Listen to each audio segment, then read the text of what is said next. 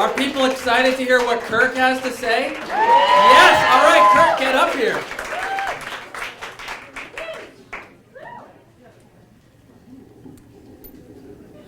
How's that?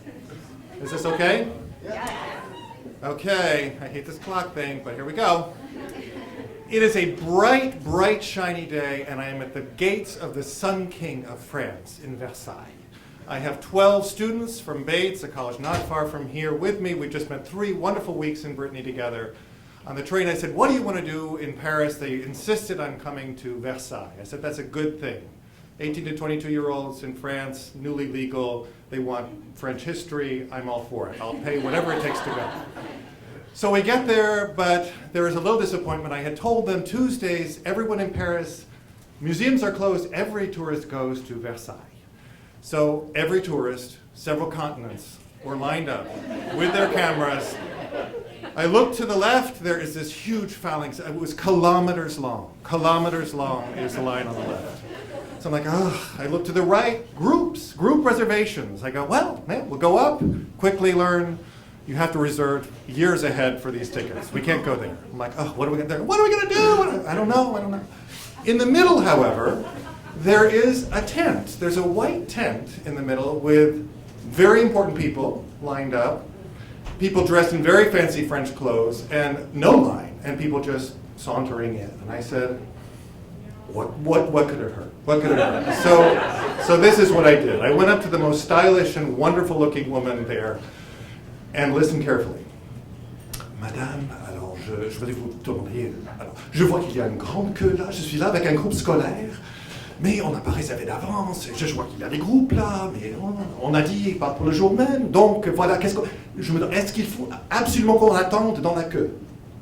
So, got that? So, I'm just begging her. I said, I see there's a long line here, there's a long line there. I'm here with a group of students. Do I have to wait in that line? And her reaction is stunning. It is this. And in France, this is really good news because normally it's like, impossible. You go, I was like, oh my God, I'm getting somewhere. And she says, so how many are you and what are your ages? I said, in my best French, I said, we're 12 people and me, that makes 13, and we're between 18 and 22. More silence. I'm like, oh my God. And then she says to me, come with me.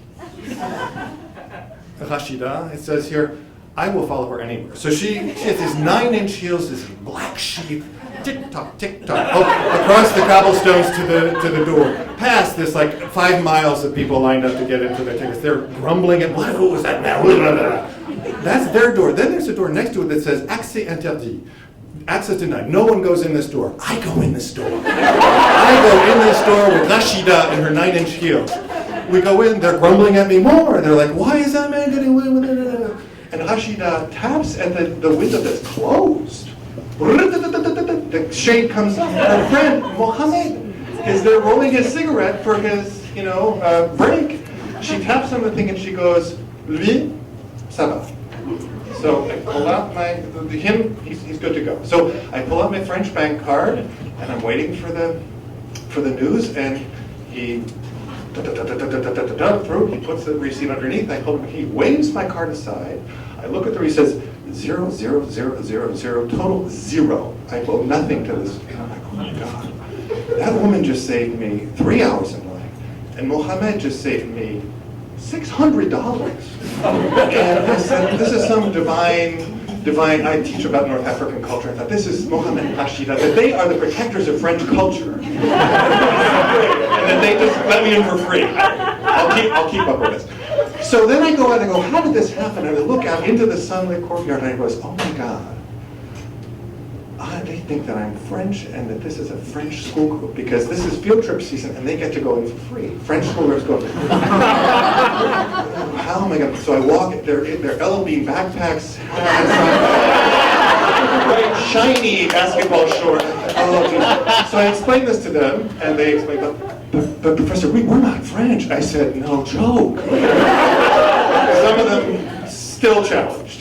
And so I said, okay, what we have here, this is the Versailles School for the Deaf. You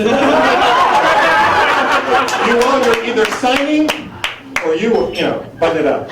Like, one of oh yeah, we had Melinda, she was deaf in my class in 3rd grade, and she started teaching signing to these people on their way in. I'm like, oh my God. And I go up, as she does there, I engage with her, and right away, eye to eye, and I'm like, great weather, oh my God, the crowds. We shuffle up and they're going through the line, and they're very important people, and these shiny basketball shorts, pigtail, just were so LLB. There was no mistaking these people for friends.